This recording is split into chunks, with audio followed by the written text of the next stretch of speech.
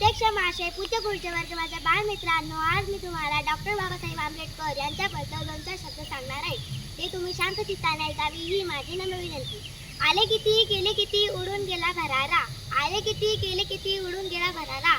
संपला नाही आणि संपणारी नाही माझ्या भीमाचा दरारा, संपला नाही आणि संपणारी नाही माझ्या भीमाचा दरारा. डॉक्टर बाबासाहेब आंबेडकर हे भारतीय राज्यघटनेचे शिल्पकार तसेच स्वतंत्र भारताचे पहिले कायदा मंत्री होते.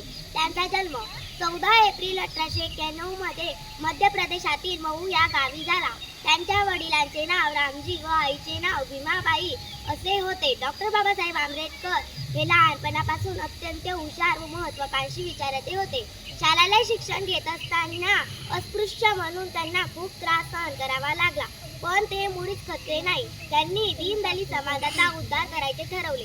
त्यांनी आपल्या संघर्षांना सांगितले, शिका, संघटित व्हा, संघर्ष करा हा संदेश दिला.